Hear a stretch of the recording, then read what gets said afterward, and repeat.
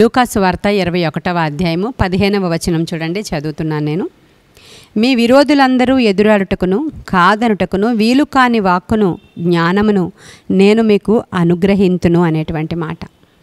యేసుక్రీస్తు ప్రభువారు అనేక విషయాల గురించి శిష్యులతో మాట్లాడుతూ, మీ అందరి మీద మీరు ఎదురాడుటకును కాదనుటకును వీలు కాని జ్ఞానాన్ని నేను మీకు అనుగ్రహిస్తాను అనేటువంటి మాటని మాట్లాడుతూ ఉన్నారు.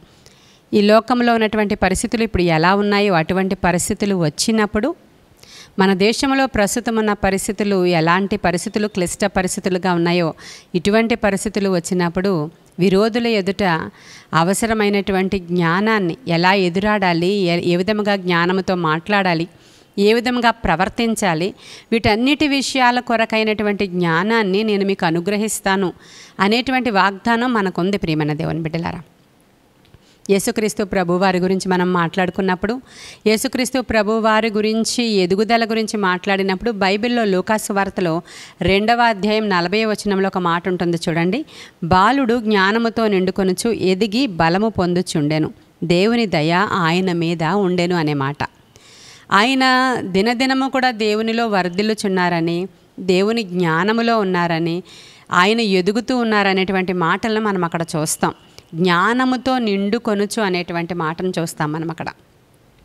యేసుక్రీస్తు ప్రభువారు 12 ఏళ్ల వయసులో ఉన్నప్పుడు దేవుని మందిరంలో దేవాలయంలో ఉండిపోయి శాస్త్రులతో పరిసయ్యులతో జ్ఞానవంతులతో ప్రశ్నలు అడుగుతూ వారితో తర్కిస్తూ ఉన్నటువంటి విషయాలు రాయబడి ఉన్నప్పుడు ఆయన జ్ఞానాన్ని చూసి ఆయన పాండిత్యాన్ని చూసి అక్కడ ఉన్న వాళ్ళందరూ ఆశ్చర్యపోయారు అని రాయబడి ఉంది.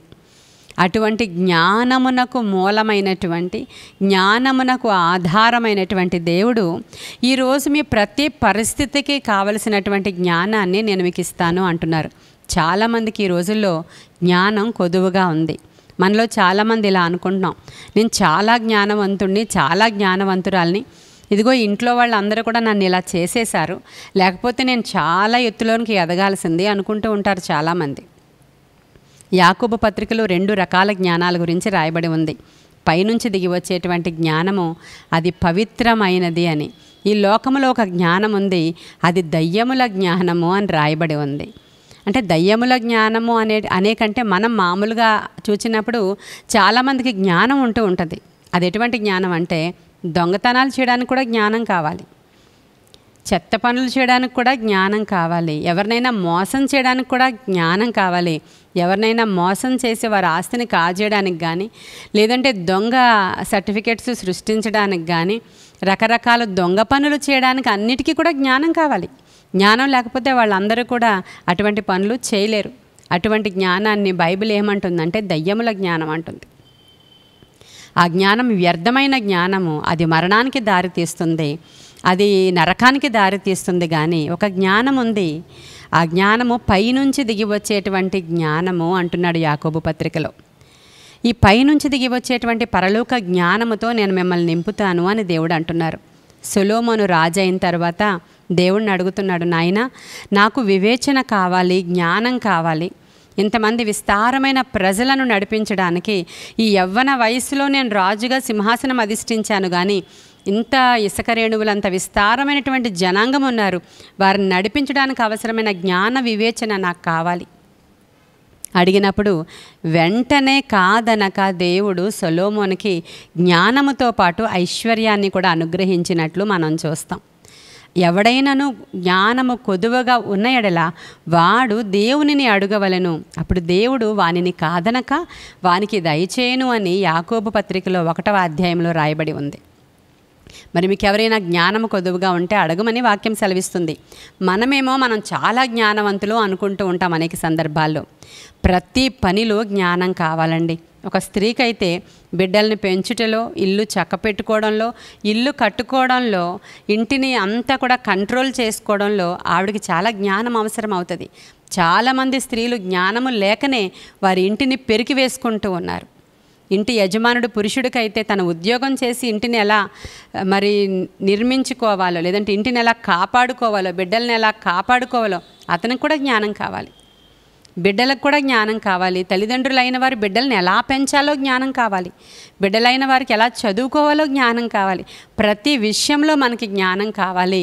జ్ఞానమయ్యున్న దేవుడు ఈరోజు అంటున్నారు, మీకు ఏం కావాలో, ఏ సమయానికి, ఎలాంటి మాటలకి, ఎవరిని ఎదిరించడానికి, ఎవరితో ఎలా మాట్లాడడానికి, మీ జీవితాలు బాగు చేసుకోవడానికి ఏం కావాలో ఆ జ్ఞానం నేను మీకు ఇస్తాను అంటున్నారు ఆయన. జ్ఞానము కలిగి మనం ముందుకు వెళ్ళాలని ఆయన కోరుకుంటూ ఉన్నారు. సామెతల గ్రంథకర్త జ్ఞానాన్ని పొందుకున్నాడు కదా దేవుని దగ్గర నుంచి సొలొమోను. ఆ జ్ఞానం పొందుకున్న ఆయన జ్ఞానాన్ని ఎలా అడగాలో చెప్తున్నాడు చూడండి. తెలివికై మొర్ర పెట్టిన ఎడల, వివేచనకై మనవు చేసిన ఎడల, దాచబడిన ధనమును వెదికినట్లు దాన్ని వెదికిన ఎడల దేవుడు జ్ఞానం అనుగ్రహించును అని రాయబడి ఉంది. ఎలా వెదకాలంట? తెలివికై మొర్ర పెట్టాలంట దేవుని దగ్గర. దేవుని దగ్గరికి వెళ్ళి నాకు తెలివి కావాలి అని దేవుని దగ్గర మొర్రపెట్టిన ఎడల, వివేచనకై మనవి చేసిన ఎడల, దాచబడిన ధనమును వెదికినట్లు. జ్ఞానాన్ని ఎలా వెదకాలి అంటే దాచబడిన ధనమును వెదికినట్లు. మన రీసెంట్గా ఎక్కడో ఎవరో డబ్బులు తీసుకుని వెళ్ళిపోయి అక్కడ ఒక మురికి కాలువ ఉంటే దాంట్లో వేసేశారు. అది బ్లాక్ మనీయో వైట్ మనీయో ఏదో అంటుంటారు కదా, ఆ డబ్బులు తీసుకెళ్ళి. ఎవరికో తెలిసింది అక్కడెక్కడో డబ్బులు దొరుకుతున్నాయని. ఆ ప్లేస్కి వెళితే ఆ ప్లేస్ ఏంటంటే అది మురికి నీరు ప్రవహించేటువంటి చాలా పెద్ద డ్రైన్ అది. కానీ ఆ డ్రైన్లోనికి 100 మంది దిగిపోయారు. 100 మంది దిగిపోయి అక్కడ డబ్బులు కట్టలు విసిరేశారు. ఎవరో ఏదో దొరికితే దొరికింది, ఆ మురికి అయితే అయ్యింది. అసలు ఆ సిటీలో ఉన్నటువంటి మురికి అంతా డ్రైన్లోంచి వెళ్ళిపోయేటువంటి పెద్ద డ్రైనేజ్ అది. ఆ డ్రైన్లోనికి అంటే ఒక 100 మంది అయినా ఉంటారు. నేను చూశాను ఆ 100 అంటే యూట్యూబ్లో చూశాను. 100 మంది అయినా ఉంటారు. వాళ్ళందరూ డ్రైన్లోనికి దిగిపోయి వెతుకుతున్నారు. దేన్నో తెలుసా? ధనాన్ని. ఇక్కడ సొలొమోను అంటున్నాడు, దాచబడిన ధనాన్ని వెదికినట్లు మీరు జ్ఞానాన్ని వెదికితే. అది దాచబడిన ధనం కాదు, విసిరివేయబడిన ధనం. కానీ ధనమే. అది మురికి గుంటలో పడిపోయినా, ఇంకెంత చెత్తలో పడిపోయినా ధనం కాబట్టి వెతకడానికి వెళ్ళిపోయారు వాళ్ళందరూ కూడా. ప్రియమైన దేవుని బిడ్డలారా, సొలొమోను జ్ఞానం దేవుడి దగ్గర నుంచి జ్ఞానం పొందుకున్న ఆయన అంటున్నాడు. ఆయన ఏమంటున్నాడంటే దాచబడిన ధనాన్ని వెతికినట్లు కానీ మీరు జ్ఞానాన్ని వెతికినట్లయితే జ్ఞానము, ఐశ్వర్యము సమస్తం కూడా ఆయన మనకిస్తాడని ఆయన పొందుకున్నాడు దేవుని దగ్గర నుంచి. ఆయన ఎలా వెదికాడో మనకు చెప్తున్నాడు. కాబట్టి ఈరోజు మనము జ్ఞానాన్ని అలా వెదకాలని వాక్యం సెలవిస్తూ ఉంది. సొలొమోను కూడా జ్ఞానాన్ని అలా వెదికాడంట. కాబట్టి అలా మనల్ని వెదకమని ఈరోజు ఆయన వాక్యం ద్వారా మనకి సెలవిస్తూ ఉన్నారు. మరి మనము దేవుని దగ్గర నుంచి జ్ఞానాన్ని పొందుకుంటే మన జీవితాలలో ఎంత ఆశీర్వాదం వస్తుందో మనం సొలొమోనును చూస్తే మనకు అర్థమవుతుంది. సొలొమోనుకు ఉన్నటువంటి జ్ఞానాన్ని పరిశీలించడానికి అనేక మంది రాజులు ఆయన దగ్గరికి వచ్చారు. ఒక రాణి ఆయన దగ్గరికి వచ్చింది. వచ్చి ఆవిడేమంటుందంటే, అసలు నేను ఊహించినది కాదు ఈయన దగ్గరికి వచ్చి నేను తెలుసుకున్న జ్ఞానం అంటుంది. ఎందుకంటే సహజంగా రాజులు రాణులు అయిన వాళ్ళు జ్ఞానంగానే ఉంటారు. కానీ ఈయన దగ్గర చూసిన జ్ఞానము పైనుంచి దిగి వచ్చిన జ్ఞానం. ప్రియమైన దేవుని బిడ్డలారా, అట్టి జ్ఞానంతో మనల్ని నింపాలని దేవుడు ఆశపడుతూ ఉన్నారు. అట్టి జ్ఞానాత్మ మన మీదకి దిగి రావాలని, అట్టి జ్ఞానము గల ఉపదేశాలు మనము విని వాటి చెప్పున దేవుని వాక్యానుసారముగా జీవించాలి. ఎందుకంటే వాక్యం అధికంగా చదివే వారి దగ్గర జ్ఞానం ఉంటుందంట. వాక్యం అధికంగా చదివే వాళ్ళు చాలామంది సాక్ష్యాలు నేను విన్నప్పుడు అసలు వాళ్ళ పామర్లు, విద్య లేని వారు, ఎందుకు పనికిరాని వారు. ఈ లోకం వాళ్ళని వెలివేసింది, త్యజించింది, ఈ లోకం రిజెక్ట్ చేసింది. కానీ వాళ్ళు వెండిని వెతికినట్లుగా, బంగారాన్ని వెతికినట్లుగా దేవుణ్ణి వెతికినప్పుడు వారికి వాక్యం దొరికింది. ఆ వాక్యాన్ని పట్టుకున్నప్పుడు వారి లోకాన్ని జయించిన వారు అయ్యారు. వారు వాక్యాన్ని అధికంగా మనం ధ్యానం చేస్తే జ్ఞానం మనకు వస్తుంది. వాక్యం చదివే వాళ్ళందరూ జ్ఞానవంతులే. అధికమైనటువంటి జ్ఞానముతో నింపబడతాం. ప్రభువుని గురించి కూడా వాళ్ళు అలాగే అనుకుంటున్నారు. చదువు కొనని ఇతనికి ఈ పాండిత్యం ఎక్కడది అని అడుగుతున్నారు వాళ్ళు. అంటే చదువుతో సంబంధం లేదు, అట్టి జ్ఞానముతో దేవుడు నింపుతారంట.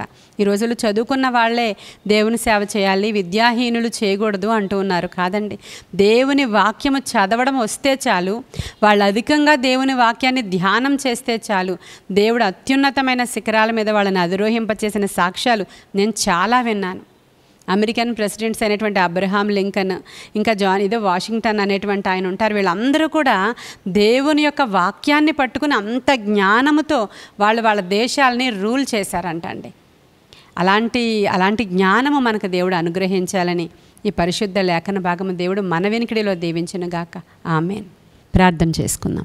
మహాపరిశుద్ధుడైన తండ్రి, మహోన్నతుడైన దేవానికి వందనాలయ్యా. మాకు పైనుంచి దిగి వచ్చేటువంటి జ్ఞానాన్ని ఇవ్వండి అయ్యా. మీ జ్ఞానముతో మమ్మల్ని నింపండి. వినుచున్న వారందరి జీవితంలోనూ కూడా జ్ఞాన వివేచన శక్తి వారి మీదకి దిగి వచ్చేటట్లు సహాయం చేయమని నీ కృపగల హస్తానికి వినుచున్న బిడ్డలను అప్పగించుకుంటూ ఈ దిన దీవెనలతో నింపమని, ఈ దిన ఆశీర్వాదాలతో నింపమని, నీ ఆత్మశక్తితో నింపమని యేసయ్య శ్రేష్ఠ నామములో అడుగుచున్నాము తండ్రి. ఆమేన్, ఆమేన్, ఆమేన్. God bless you.